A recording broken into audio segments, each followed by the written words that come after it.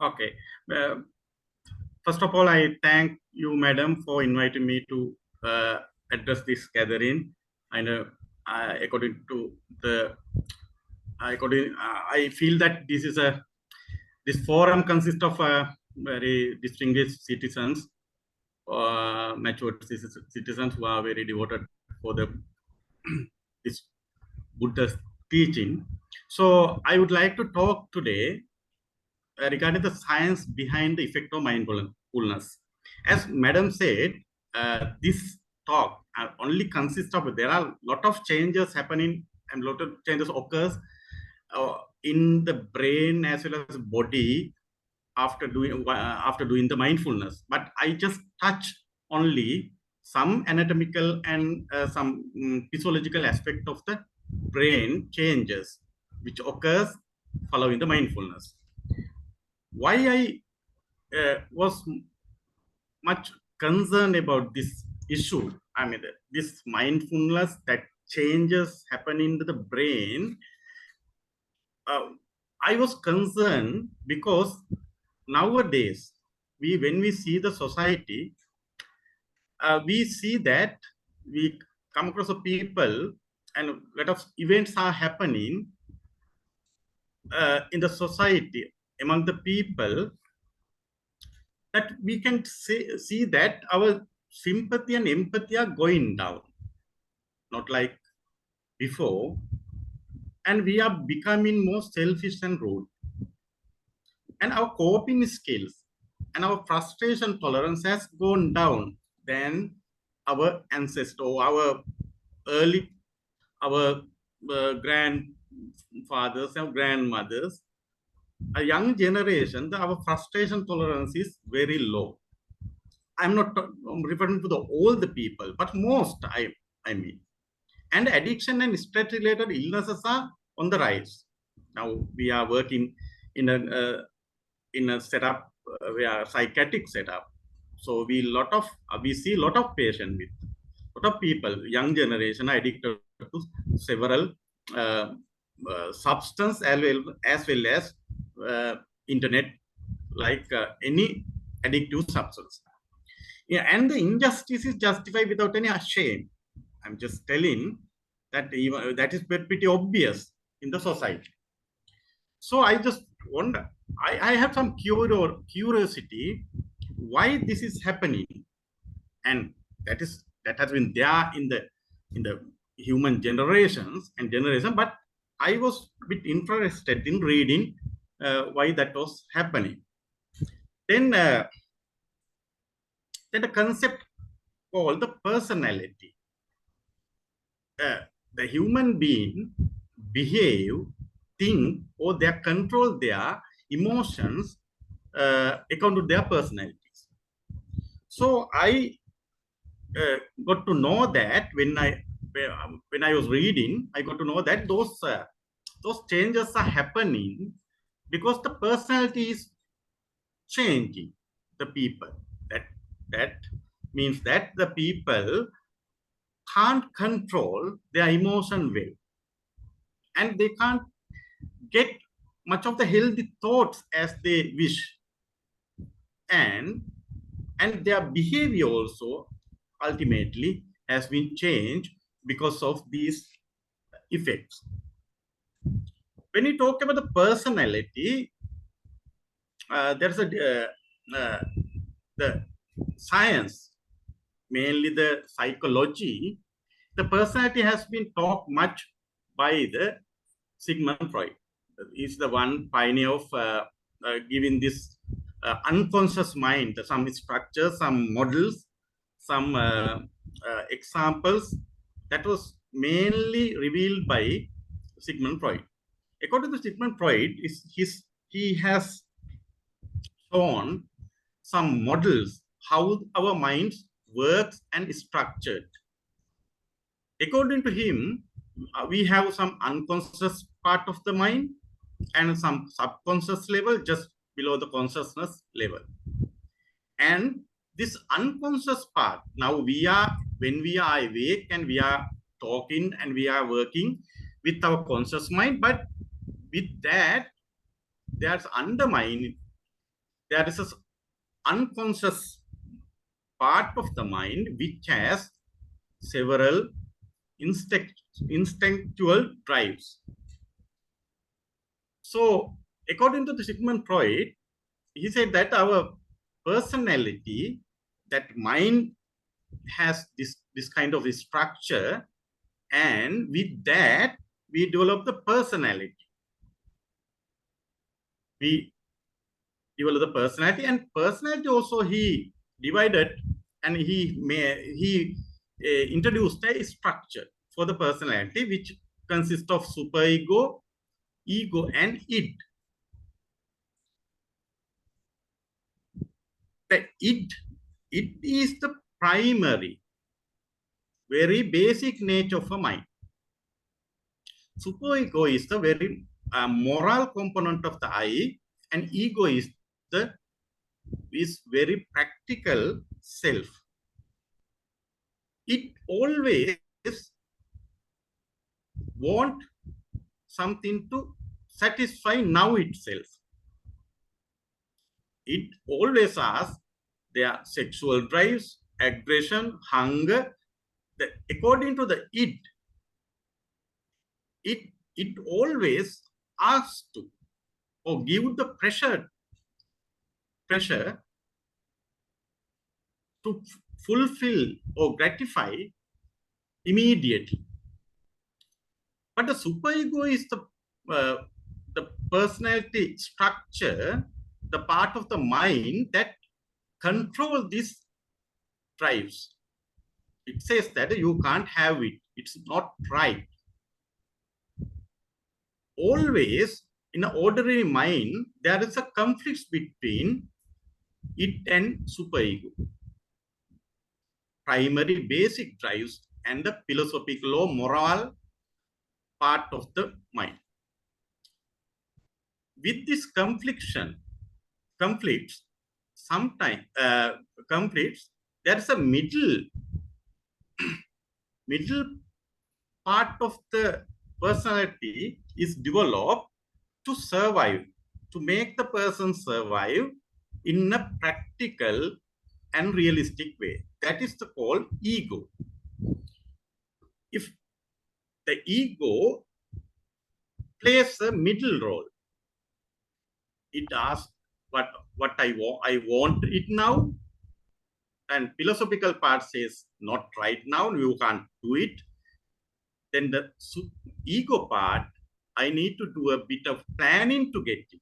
So that will be fulfilled in a way, in a reasonable and satisfactory and acceptable way, not as what it asked or not as superego prohibited. So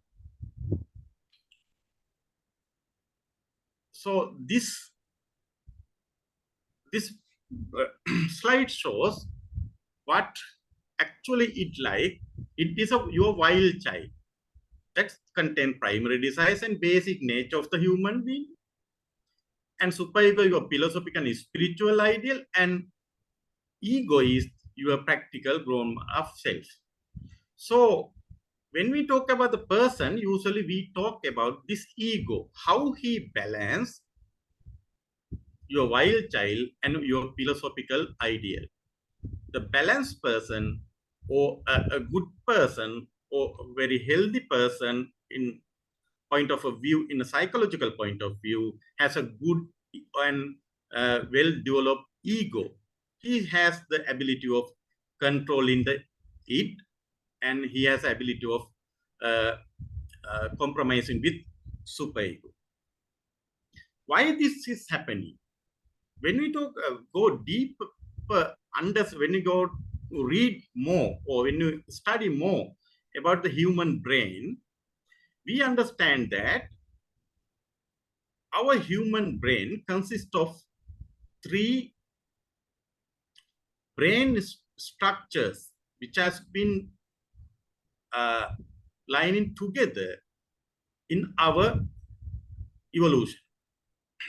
We have some part of the reptile brain also. In the primary part, in the lower down part, which is actually belongs to reptile, but that has been modified according to the human brain, but that serve for the need of the reptile. And a middle part, the emotion, mammalian brain, the part of the mammalian brain that control the emotion, seek pleasure, and avoid pain. And actually, being a human, we this is the only part that we are specific for the human being. That is a frontal lobe, which is the part where we think logically and rationally. Actually, when we talk about a man, a human being, he has one mind with three brains. He has a Homo sapien brain, that's already that is for the human being, actually human, and the mammalian brain and reptile brain. So when we think about the brain function, they have studied and shown that this rare part of the brain, that means this bulk of the brain which belongs to the mammalian and reptile, are more powerful than this logical part, the part which only belongs to the human being. So that this part, of course, very irrational, very emotional and illogical. So human brain, as I said before, that is more, that this prefrontal cortex, the frontal cortex, this frontal part, which is called frontal cortex, this controls the rational thinking and logical thinking. And actually superego is actually built up because of the development of this frontal lobe.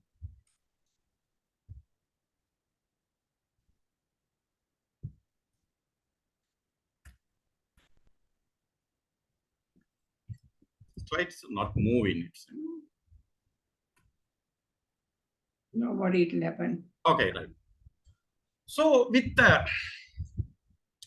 understanding this, we can see how human is different from the other animal. That is mainly due to the development of upper part of the brain, especially the frontal lobe. I said that as before. This part, can you see me my cursor, madam? Yes, can. Cursor is moving, no? Yes. Yes. This part I said that belongs to the other animal also. So with this frontal lobe made the human being special, specific, and more valued person. So frontal lobe was developed, and that was formed and developed in a human, other than the other animal. And with that, he developed the superego of the personality. That means the philosophical and spiritual and moral part of the personality. But do we use it properly? That's the main question nowadays we have to raise. Do we use it properly? If we do not use it, actually, this frontal lobe, superego, personality superego, if you are not concerned about those things, or if you are not properly develop and use it, there is no difference to other animals. And most of the time, worse than other animals, because we do some evil thing with proper planning and invest in our other capacities. We are not like other animal. If we do evil, that means that will be the worst in the world. So understanding of these concepts, actually, I would like to talk about something about the structure of the brain. I just started why these people are getting this kind of behaviors, how the why some conceptual uh, background, what I just introduced, why some concepts, why this is happening, and for more understanding, I would like to talk about the structure of the brain. This is a human brain taken from, I'm seen in the up position. There are two lobes. This is a two lobes, and it is actually weights about 1.3 to 1.4 kilograms and made up of 100 billion neurons, average 100 billion neurons. And this is the most complex living structure on the universe. That was so complex. Their structure as well as their function is very complex. And this is the organ makes us who we are. Not our other part of the body. This brain makes us who we are. This brain creates around 70,000 thoughts per day. Usually 60 to 70,000 thoughts are created by the brain within 24 hours.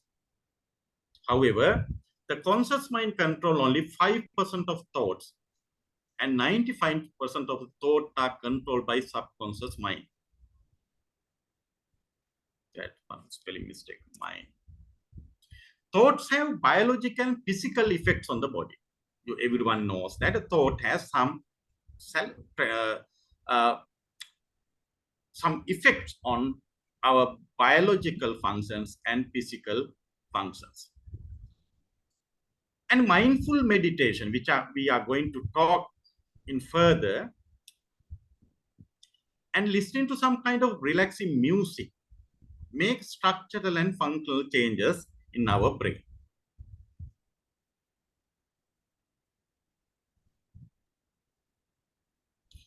As I said before, brain consists of 100 billion of neurons, which are organized in a different levels, in a layers, or which have some circuits, and those neurons meet each other and make connections, that is called synapse, make connection with other neurons in a different and very they make connections with other neuron very vast by branching, making lot of branch. So those kind of places we call, those are synapses. The neurons works with electrical current, and during this synapse that transform into the chemical signal transduction. So however, this, even though we see this as a photograph, these are very tiny structures. Even electron microscope, we can't see even for the light microscope. That has to, sometimes electron microscope has to scope only through that electron microscope only we see these neurons and their synapses. When we are born, these neurons, in a newborn, the brain neuron, the amount of neuron or number of neurons is very less. Then gradually what happens is this neuron, new generation of new neurons, and they are branching by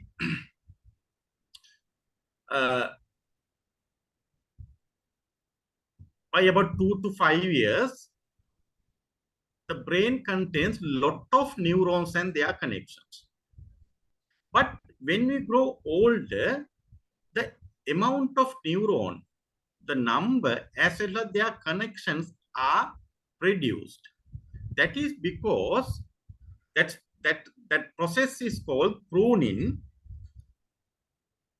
Pruning as this the reduction of neuron or cutting of this or reduction of the neuron is mainly due to the cutting off of some branches which are not used. So brain is an organ with the experience, with a small child who are learning with the environment and playing with the environment, he gets more stimulation in the brain. So the most of the neuron which survive, otherwise some neurons, if he is not well it's not well stimulated, those neurons will be removed by the brain. That means that well performing or well performing neurons remain, the other neurons are removed by the brain. That is called pruning. So the brain is called that's why it is called the if you wanted to keep the brain, that we have to use the brain. Use it or lose it. They say that the brain, if you wanted to keep the brain alive or brain more well functioning, we have to get more experience. We have to have more reading. We have to do more activities to keep these circuits alive, and otherwise that will be removed from the brain. When you talk about the brain, for its function, it has been several areas had been divided for the functional areas. So I said that it has a frontal lobe, that frontal part of the brain, which called the frontal lobe. It has specific functions. The other lobe, the neuroanatomists have named, that is a parietal lobe. And there are another lobe which is called temporal lobe and occipital lobe, that's mainly for visual functions, and cerebellum, small brain, and the brain stem, that is where the spinal cord begins. So I initially talked about what I paid my emphasis on this frontal lobe. They are our executive functions, our rational thinking, logical thinking resides, and that's all controlled by this part. The parietal lobe, of course, sensory part mainly that that functions usually as a sensory integration centers, and occipital lobe visual cortex, and temporal lobe for memory and emotional control. Likewise, the brain has divided its functional areas, which will be for it easy to work. So, as I said, the frontal lobe, its functions are called executive functions. This is only belongs to the humans. Planning, we are not doing the things just haphazardly. We are usually, if you want to do, we usually plan it. And we monitor it whether it is happening properly. And keep attention, goal-directed behavior, and our working memory, day-to-day working memory, and problem-solving abilities. Those abilities, those skills, or those functions are done by the frontal lobe. So the human being, not like other animal, when you get a stimulus from either from within either from outside world or from our body, our emotional part first stimulated, emotional brain is stimulated. With that, our rational mind, our logical mind come into play, and that filter and interpret those stimulus. And then our behavior happens. Whatever according to this stimulus, we show some behaviors. So this filtering ability, this interpretation and filtering ability depends on the how much our brain is strong, how much our brain is developed. Otherwise, sometimes we just have the stimulus and we get the emotion and we behave in very primitive way. The person who has a well-developed brain or well-cultured brain, his behavior, his interpretation for the stimulus, his behavior for the stimulus is different from ordinary underdeveloped person. So, what is our challenge today? So, to become a good human being, to become a very person with very moral values. So what we have to do is to develop our frontal lobe as well as and to change our brain functions for a healthy thinking and healthy behaviors. The challenges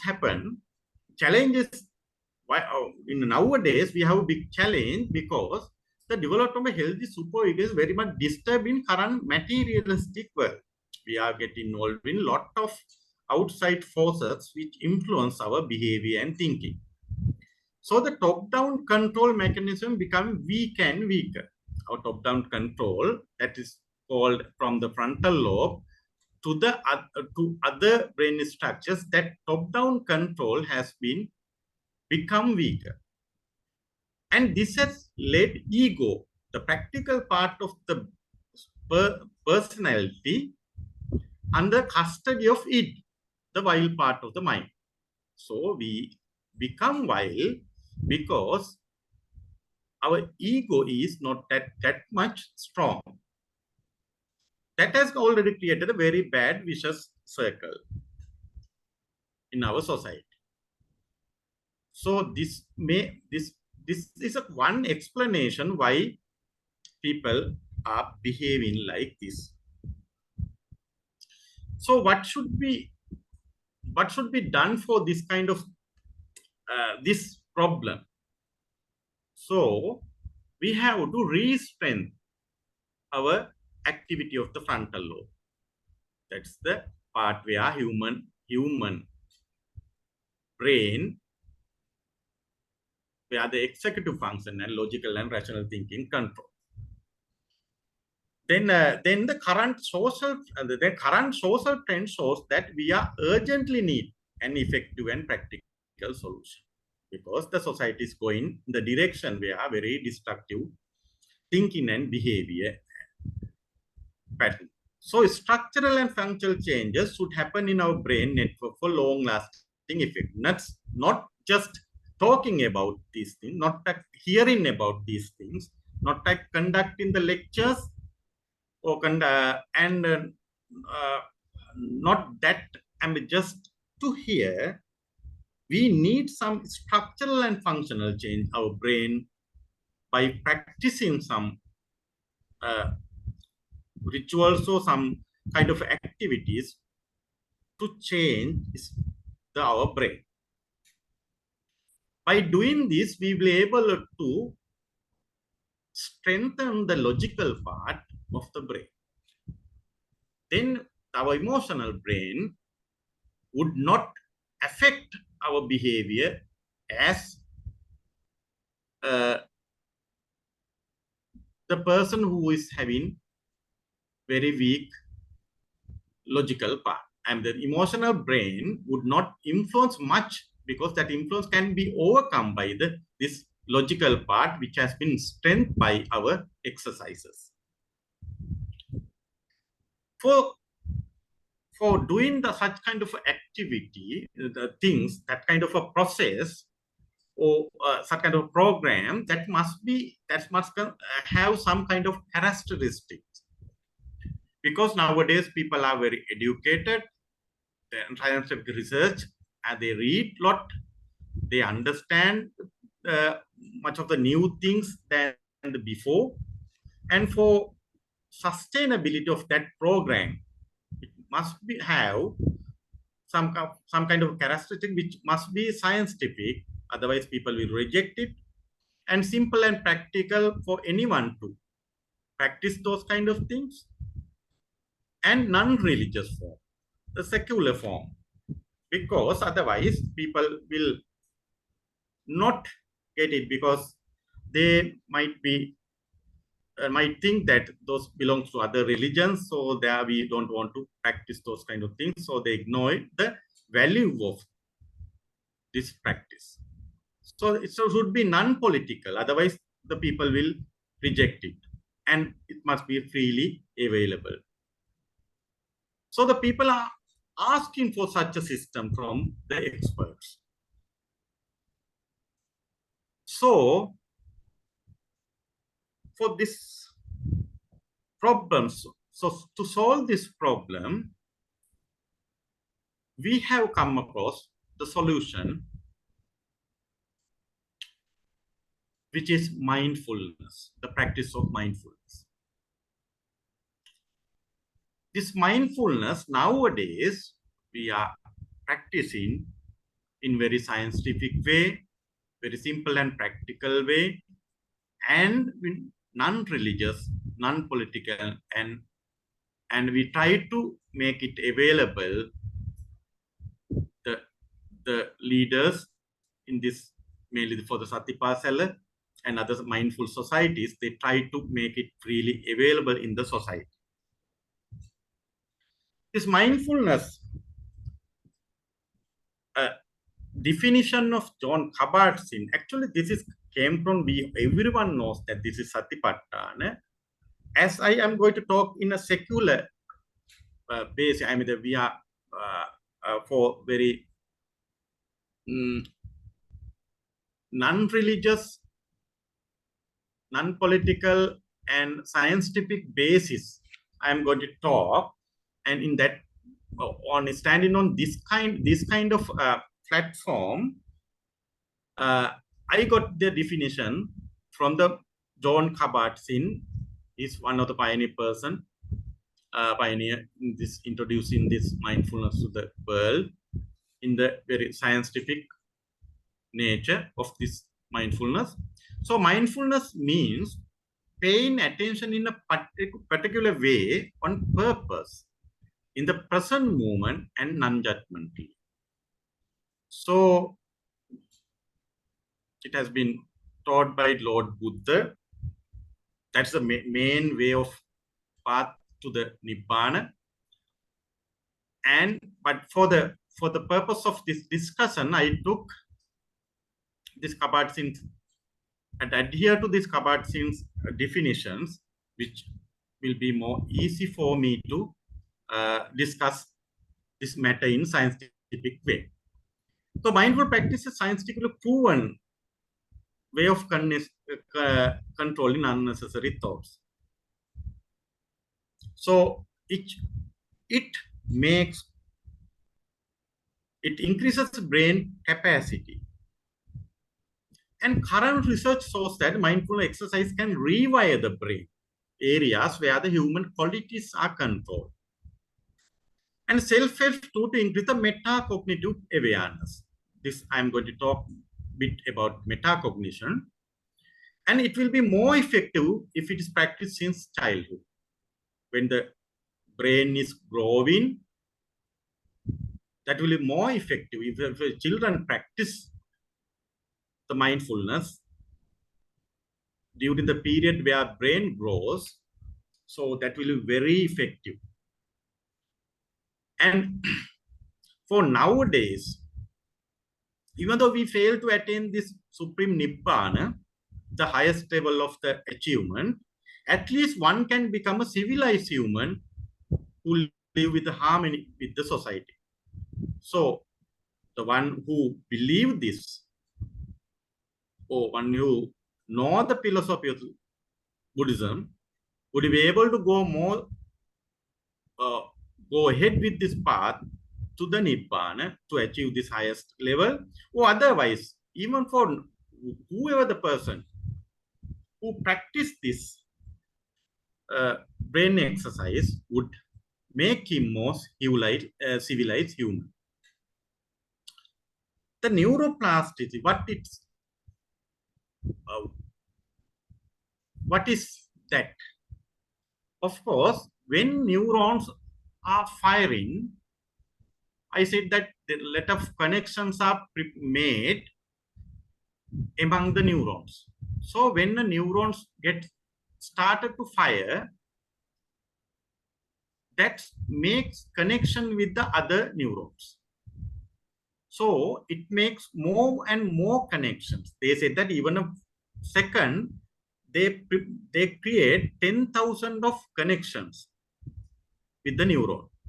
So when we learn something, which means that we are stimulating some circuits or neurons in the brain that makes connection with other neurons, and brain strengthen that learning, make it consolidated, or make it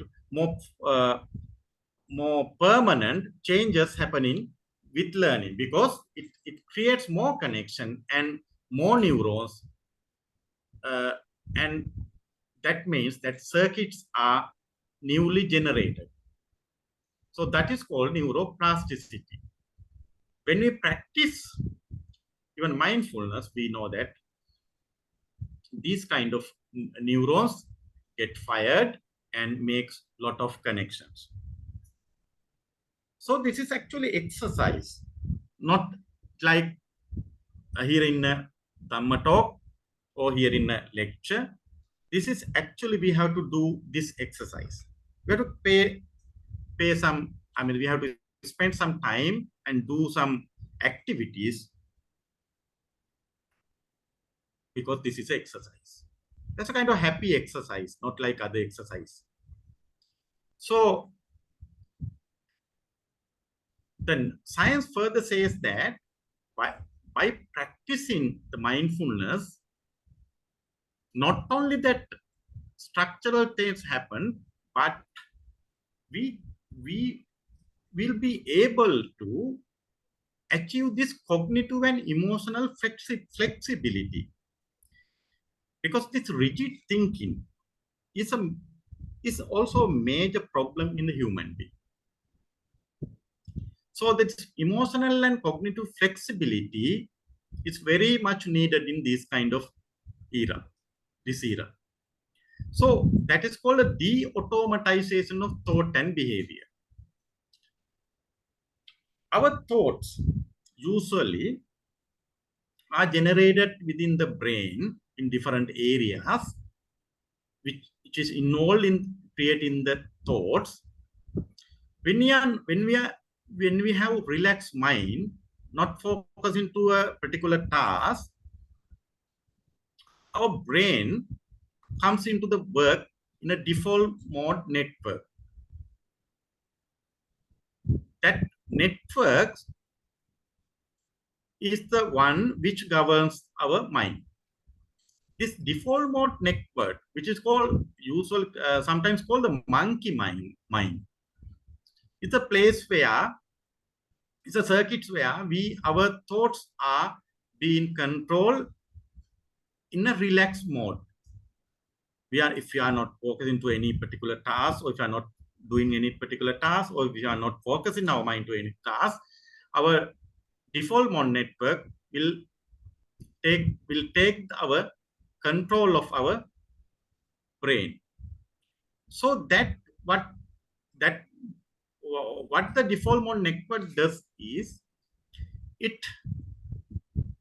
take our mind, our memories to that goes to our past. That brain goes, the mind goes to our past, or mind goes to our future, or mind goes to the things about self, and for other things in the world. This wanders away everywhere. The past, most of the time we regret about the past. We fear about future. We are not satisfied ourselves or others in the world, phenomena, or the other people. We always get some negative thoughts about this past, self, future, and others when we are left with this default mode network. So that's because the default mode network is mainly governed by the primitive part of the brain, which is more emotionally driven brain. So we used to overthink, we get some fears, worry, anxiety, and stress when we are left with this default mode. So far, according to the facts that I have talked so far, we need a way, some way of the erasing the human mind and rewriting or redrawing our brain to make the healthy mind. As I said, the way for doing this is the practicing the mindfulness. I talk about the term, the metacognition. Usually, we have cognition that is called what people know and think. Those we call cognitive part. And metacognition is how people think about their own thinking about thinking. That means how the person develop the superior part of a mind, where actually it is not a structure. This is a functional part which is developed after practicing the mindfulness. Through this metacognition, the person will be able to see our own thinking and own behaviors and own emotions. So it is not like just having cognitions, a person can function, but he will not be able to control his mind or his thinking or his behavior. But when we develop the metacognition, we be able to control much of our thinking and behavior. So mindfulness make our brain, our mind to develop this part of metacognition. So how this happens is this mind, when we practice the mindfulness, that affects the circuits, that changes the circuit which control our emotion, or emotion regulation circuits will be changed, and attentional control circuits will be changed, and self-awareness circuits are also going to be changed with the practice of mindfulness. With that, the higher order thinking, like metacognition, will be developed in our mind. Other problem nowadays, I just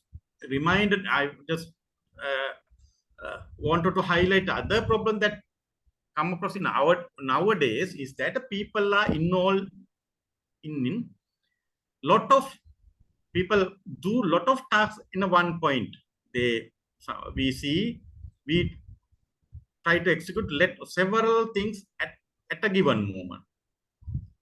Seeing the phone and talking to the phone, using the phone and writing something and having a cup of tea from the other side or answering someone. And we are doing the very multitasking. We show that he's a very smart fellow. He's doing a lot of things at once. But in a neuro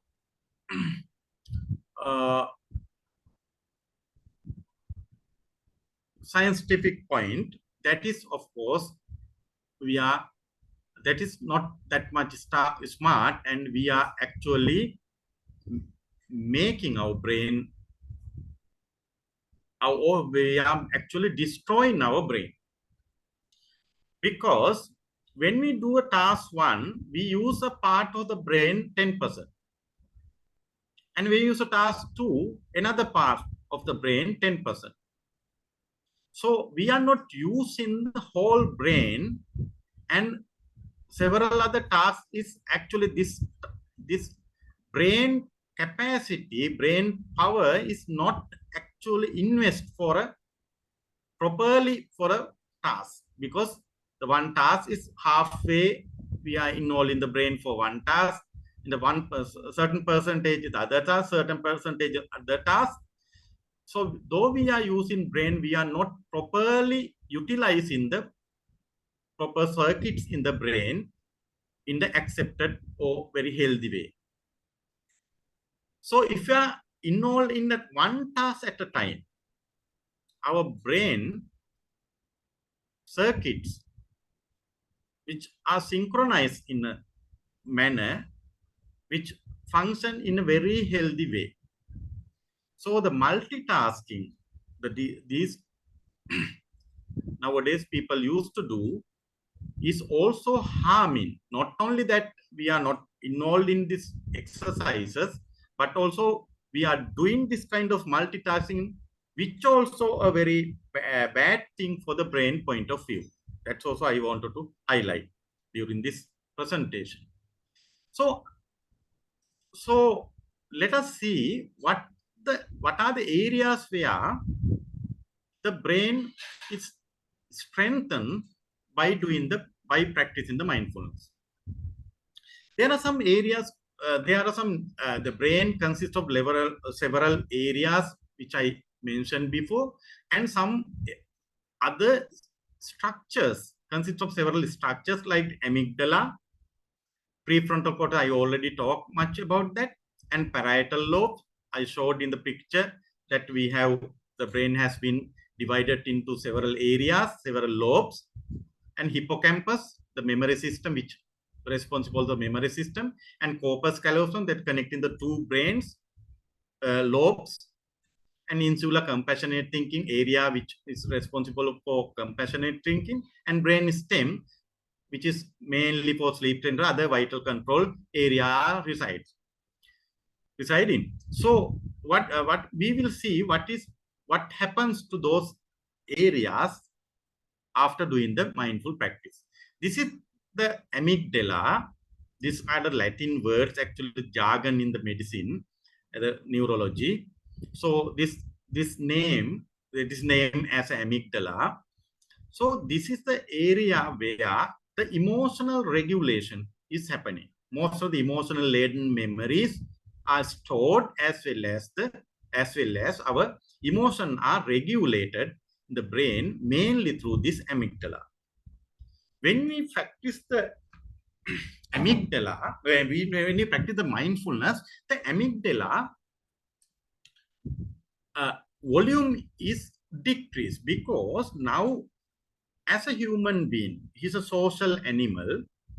The person, we are a kind of animal who are very living in a very social life.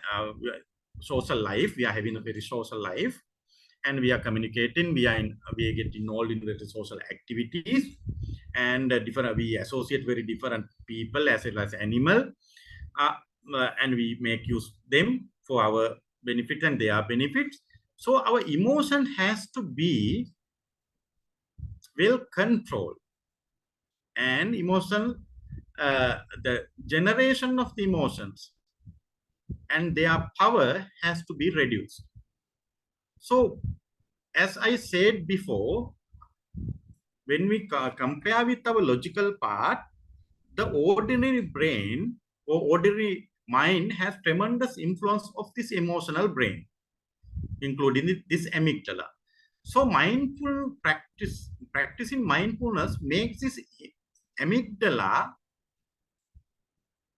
small, and which ultimately reduce this fear response or the emotional response. So that will be very benefited. That will be a very benefit for the person when we our emotions can be controlled easily because its power is reducing, and because of the structural change happening in the amygdala. So our emotional influence of the emotional brain will be reduced while after practicing of mindfulness, as the volume of the amygdala and their deactivation of fear response. As I said, the prefrontal cortex, which is solely belongs to the human being, there what happens is the prefrontal cortex is the seat of our critical abstract thinking. The increased neural density, thickness, and folds after mindful meditation leads high functioning activity in prefrontal cortex. By that, what happened is the overall intelligent personality will be changed accordingly.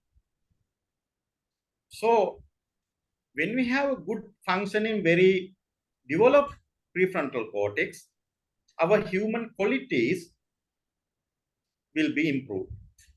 And our capacity to control the lower down brain, top down control is done by this, mainly by this prefrontal cortex. Our personality is governed mainly by our prefrontal cortex. When this neural density and thickness and this neuroplasticity make it more strengthened, and that will help to develop very strong rational and logical mind and very strong personality to the person. For the other part of the brain is parietal lobe, where this is the parietal lobe mostly involved in the sensory integration, sensory part of the brain, where all the senses are ultimately detected and analyzed, and that's coordinated where by this particular area, the parietal lobe, and that actually make the person more socially connected to each other. So as a person who is who is as a social animal, we have to have some connection. We have to some have some harmony with our own thoughts as well as our own environment. So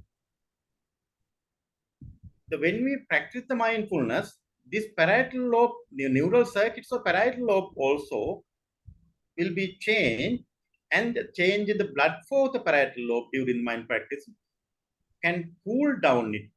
That's called the radiator effect. They say that, the researchers say that the radiator effect happens because that will be more healthier and more cooler and more well functioning parietal lobe will be developed. So we don't feel our loneliness and isolated because the development of parietal lobe. That's why the people nowadays people are more addicted to social media, internet, and a lot of other social medias and other internets, because we feel lonely. We need someone. We should. Otherwise we can't live. We all know that the Buddhist devotees. We know that our monastery, the monks who are practicing this Satipatthana meditation, who are living alone, months and months, years and years, living alone, but they don't feel that any loneliness because they have developed this brain area and they don't feel lonely even though they are spending alone years and years in the forest. So the corpus callosum, what I call this is called corpus callosum, where two brains lobes, right and left fronts, are connected to each other. This is a very important area where all the nerves are going here and there and right and left side and connecting each other.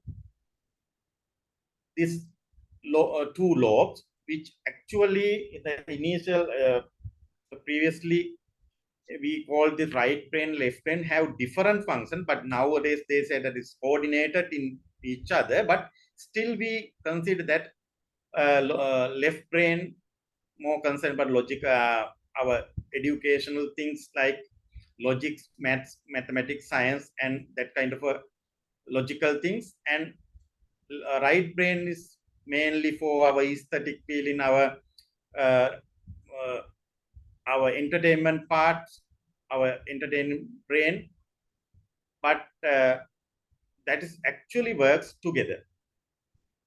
But this connection is very much important for the human being. The well-connected brain, the right and left brain, makes the person more intelligent. So if our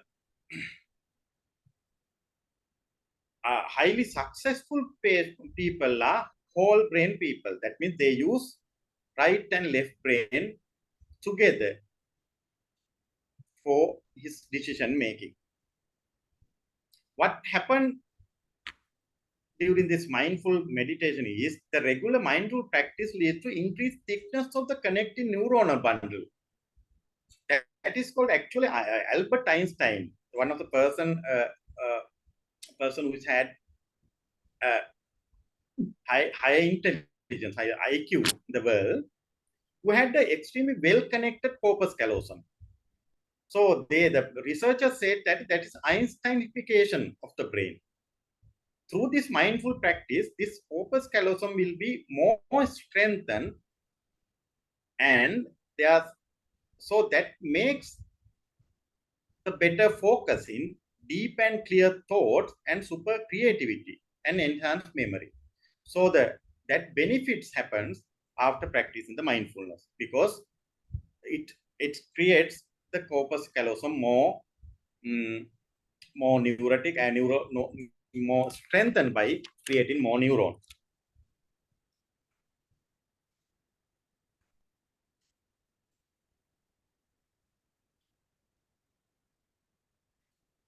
Yes. And the other area, what is called the hippocampus, this is the place where our memories are stored, factual memories, our children or the person who is actually, anyone who is learning facts are stored in this particular area. And they have noticed that scientists have noticed that after practicing the mindfulness, this hippocampus, volume of the hippocampus will be increased. That means that our memory power will be increased.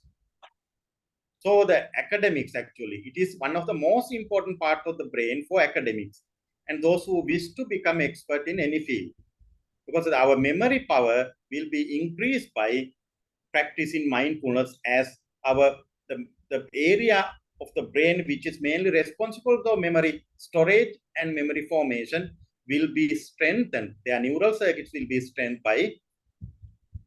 by this practice.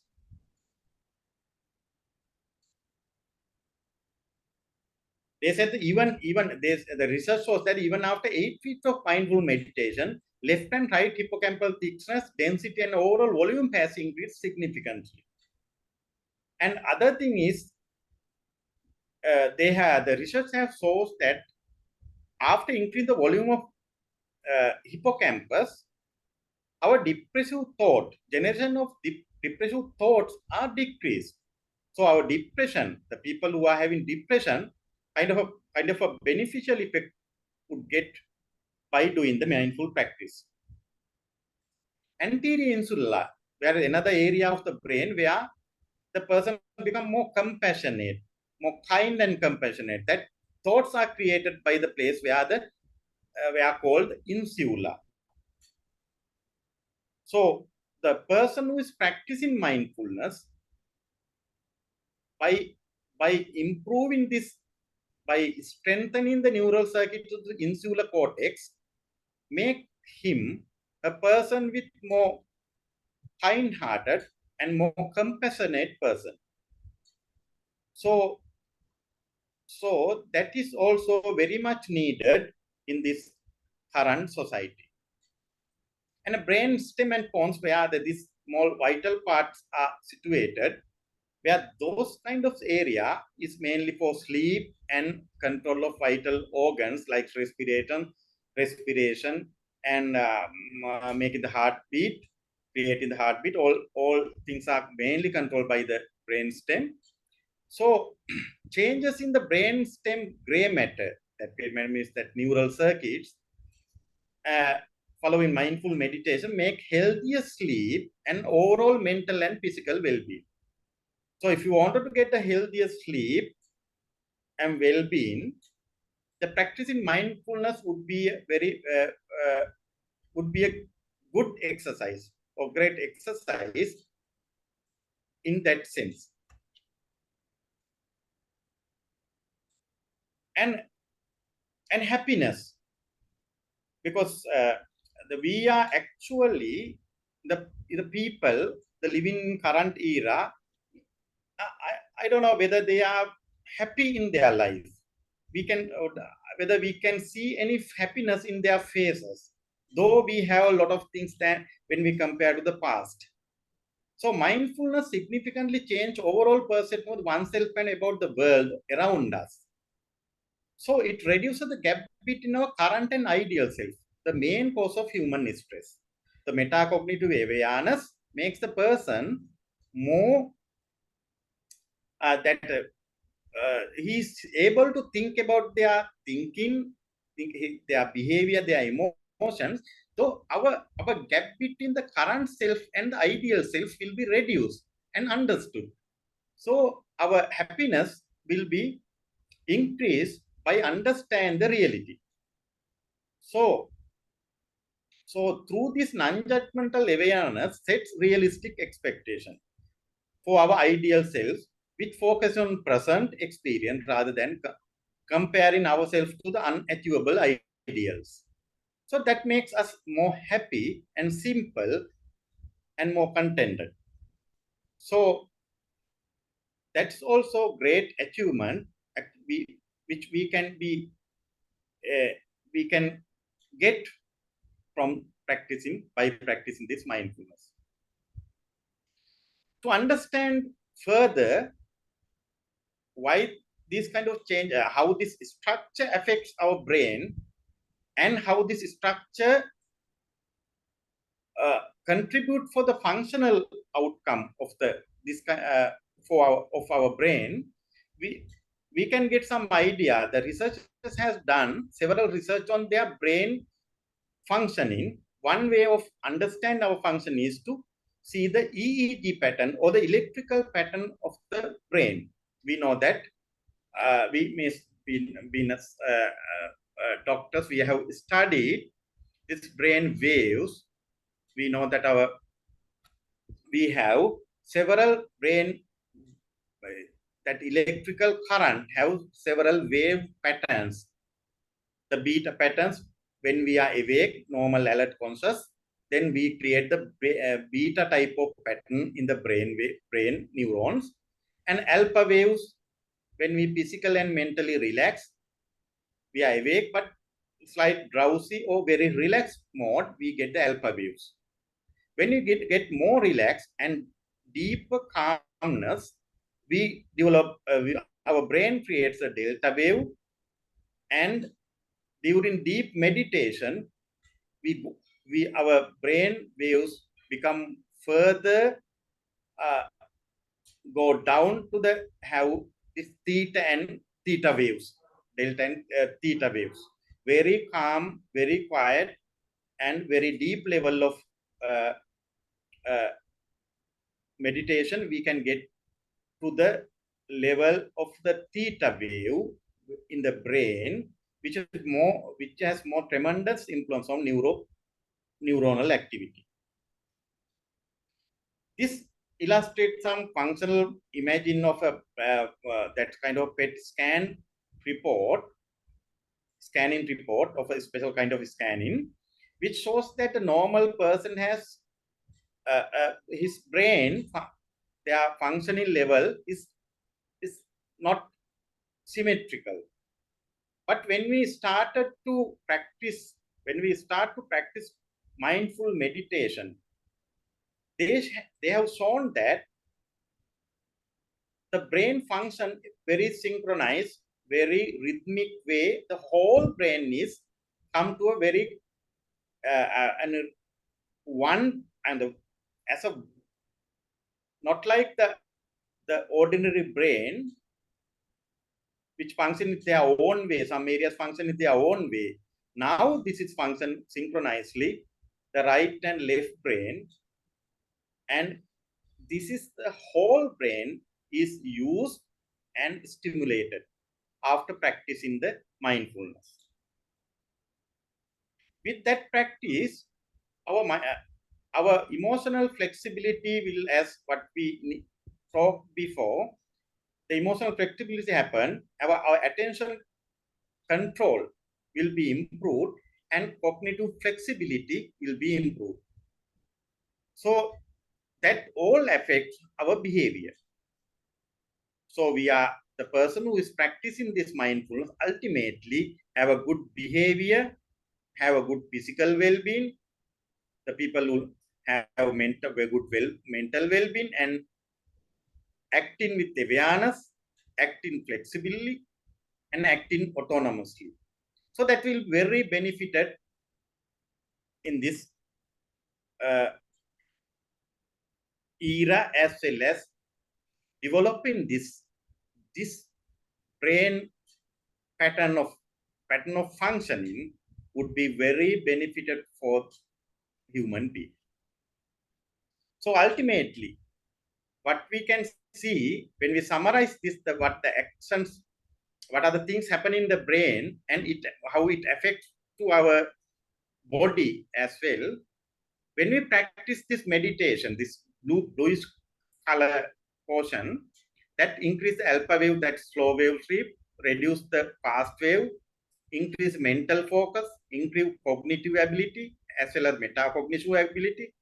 This is the emotional brain limbic decrease the limbic activity. That's called emotional brain activity will be reduced and memory will be increased, because we said that we know that the hippocampal volume will be increased. So their heart, that affects the heart also. Ultimately, that cardiorespiratory synchronization happens. So heart rate will be reduced, respiratory rate and blood pressure will be reduced due to this practice. Long-term practitioners would get these kind of benefits. So when we actually in a stress state, our alpha wave goes down and we are very, the hot state, our thinking pattern, mental focusing will be reduced and our memory also will be reduced and heart rate increases, respiratory rate increase and blood pressure also goes higher and higher when we get stress. So our whole body would be governed by this healthy parasympathetic state. That's called, actually our body has two different neural systems, autonomic nervous system called sympathetic and parasympathetic. This is very healthy state, resting state, that where our capacity will be built up and our calmness, our quality of life will be enjoyed if we are going into the parasympathetic state. So we have to have some sympathetic activities when we face some critical incidents or critical events, but our default mode has to be, our most of the day has to be with our parasympathetic activity. That is the more conservative part of our system. So to achieve those kind of things, what we have to do is to practice this mindful sitting, practice this mindful walking, and mindful eating and mindful listening. Those kind of activities usually we are practicing as exercises to the brain to achieve those kind of changes. Yes, madam. This is what I wanted to talk actually to the audience. I hope you would have taken some benefit out of understanding some kind of scientific understanding about what is going on in the brain after doing the mental practice and what kind of changes are happening and the benefit which we get out of that. Thank Madam? you. Thank you, Dhammika. Thank you very much for that. You built up your case very nicely and also presented all the, starting with the basics, showing how things grow up. And Freud's theory is yet, that part of it that is yet acceptable. So thank you very much. And I think all the listeners would now see what an immense benefit there is in mindfulness. And I must say that your way of saying, if you put it very clearly, how it should be non-religious, non-political, and so forth, let us pay tribute to the Satipasala Foundation, started and the vision of most venerable Udayiriyagama Dhammajiva Thero, which is at his feet that I first met you, whose Satipasala is entirely non-religious and based at children because of the benefit of the long term and the early start. So that is a great tribute, I think, we can all pay. We must remember that there is this, and of course, mindfulness schools are now all over the world. We mentioned John Kabat-Zinn, who is a physician in the United States, and they have this mindfulness-based stress reduction. Now, there is a lot more, I think. You did a wonderful job, Dhammika, but there are, if I may just add, thanks to the what's called fMRI, functional magnetic resonance imaging, having come into clinical practice. That is what allowed all these changes that Dhammika said that could be actually documented. The different blood flows and the sizes. It was not just ordinary magnetic resonance imaging, not the MRIs, but the fMRIs that have allowed this. These things are now well established. And it was, of course, the Buddha's mindfulness meditation that has brought about all this, and the longevity of so many bhikkhus who have lived in our time.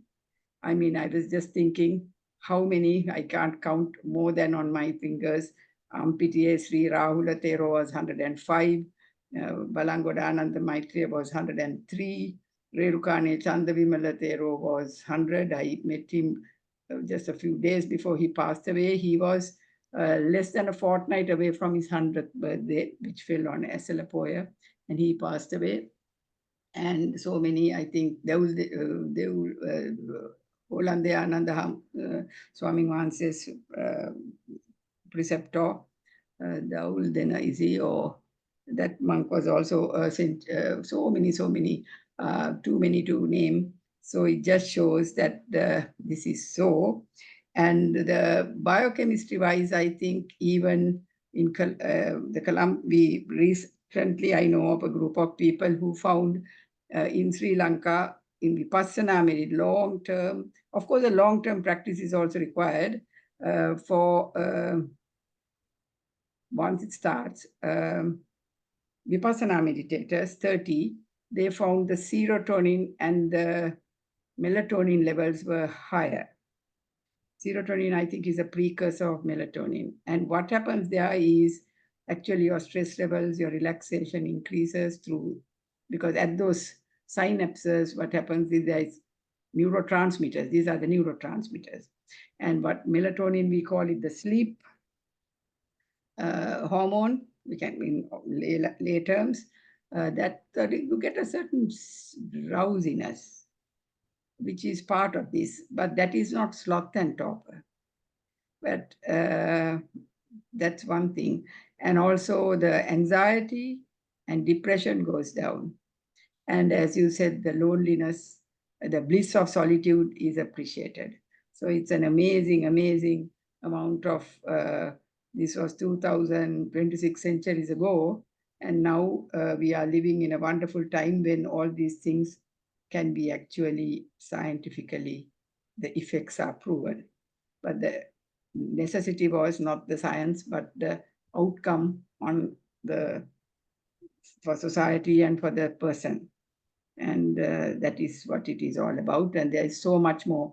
And we have to say that metta meditation also is, I have to say that the chromosomes and the ends of chromosomes, you get those chromosomes are like there's an area called the telomere. I think I'm pronouncing it properly. It's telomeres. And those are normally short. With aging, they get shorter and shorter. But in the mindfulness meditation, they are long. And one of the 11 benefits of the Metta Anisansa, that is the Anisansa of Maitreya, Metta Anisansa Sutta, we have that very clearly. Buddha says the seven na sukhang supati, you sleep well, fall asleep, sukhang supati, sukhang patibujjati, you awake with a clear mind, na papakang supinam patsati, no bad dream, na papakang, no bad dreams, supina is dreams, no paka supina, and all these things, and how you are protected from animals, and na satangva, visangva, and things like that. And also Mukhavanno Vipasidati, how you look younger, you look better. And that is exactly what the telomere does, lengthening of the telomere. So all these things, there is so much to effects of how powerful the mind is on the body also. Though they are two, Nama Rupa Paricheda, they are two different things, there is a effect from one to the other. So thank you, Dr. Dhammika. Our time is up, but I'm sure there are a lot of questions. Can we quickly have one or two comments before we end it?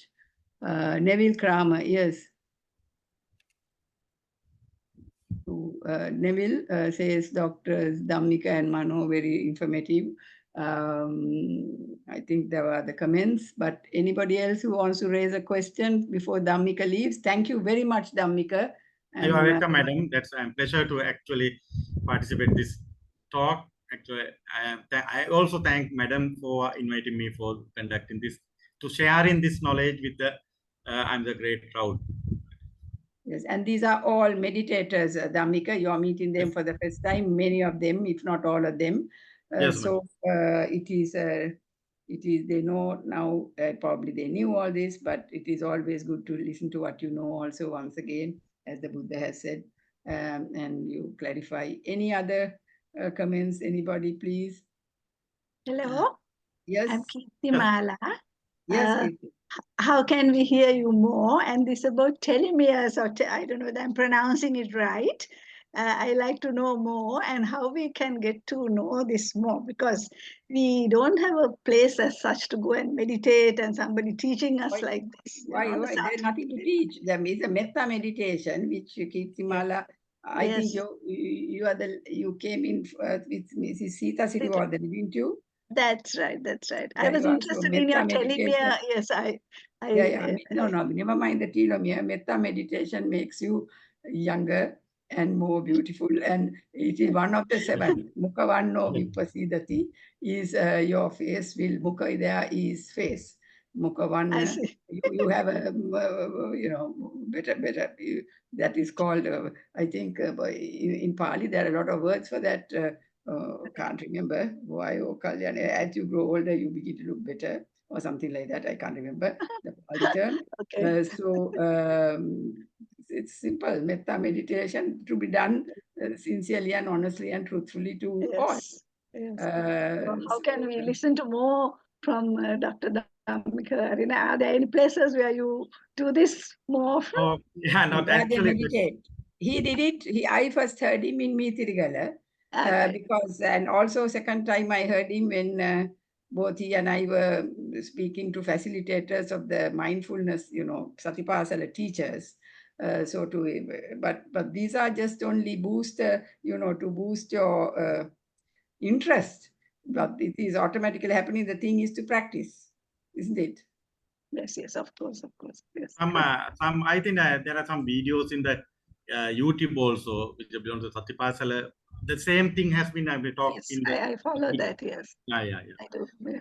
So, And I follow this Dr. Dispenser, and there are a lot of people who are explaining this, isn't it now? yeah. Huh? Thank you very much. Oh, yeah, Thank thank you, you. Kirtimala, for your participation, and thank you, everybody. We are sadly running short of time. Yes, I know. Sorry, I Any got late to come because the Zoom was not working. I'm so sorry that I missed the Anyway, first part. everything is no. You don't have to feel sorry because all our talks are on the YouTube, and we encourage you to listen to the YouTube Yes, because and also listen and re-listen. It's on the thank you. YouTube, so you Thanks. can't possibly miss anything. It's all there on record. So thank you for all this technology. Thank you. And thank you once again, Dr. Dhammika, for the trouble to taken and your time. And we wish you No well. problem. And Welcome. everybody else who participated, may the just shows how mindfulness, not even this meditation, just being mindful of what you are doing will have benefits. Because we have heard such horrendous stories and news coming out yesterday of a Sri Lankan family and the tragedy in Canada. So it just shows the Buddha has said the mind is the most dangerous in that diso disang yang kaira Dhammapada, he says it can be worse than the worst criminal you have heard of. Your mind can be. Similarly, your mind, if controlled, will be better than give you results and help greater than what both your parents can, either or both of your parents can give. So control it. So that is what it is all about, isn't it? Madam, let me leave then. Teruvan Sanai. Teruvan Saranai, everybody. We had usually end with transferring merit to all sentient beings. So let me just do that. Please join me. Ettavataata ammehi sampadam punya sampadang sabbe deva anumodantu sabba sampatti siddhya. Ettavataata ammehi sampadam punya sampadang sabbe deva anumodantu sabba sampatti siddhya. Ettavataata ammehi sampadam punya sampadang sabbe deva sabbe bhuta sabbe satta anumodantu sabba sampatti siddhya. Akasattaa ca buම්mattaa දේවානාගා මහිද්దిකා පුඤ්ඤන්තං අනුමෝදිත්වා තිරං රක්ඛන්තු සම්බුද්ධ ශාසනං ආකාසට්ටා ච බුම්මට්ටා දේවානාගා මහිද්దికා පුඤ්ඤන්තං අනුමෝදිත්වා තිරං රක්ඛන්තු දේශනං ආකාසට්ටා ච බුම්මට්ටා දේවානාගා මහිද්దికා පුඤ්ඤන්තං අනුමෝදිත්වා තිරං රක්ඛන්තු මම් පරන්ති ඉදම්මේ ඥාතිනං හෝතු සුඛිතා හුන්තු ඥාතයෝ ඉදම්මේ ඥාතිනං හෝතු සුඛිතා හුන්තු ඥාතයෝ ධම්මෝ ඥාතිනං හෝතු සුඛිතා හුන්තු ඥාතයෝ. Sadhu, sadhu, sadhu. Thank you everyone for having joined, and Anuja for having helped with the minutes and the meditation, and Dr. Dhammika and all those who listened, participated, contributed. Thank you. And until we meet next week, and again, a very important topic, I think, digital communications, which is we are using it. It has a bright side, and I'm sure it has a dark side. So it is worth listening to. Thank you, everyone. We will then end this meeting.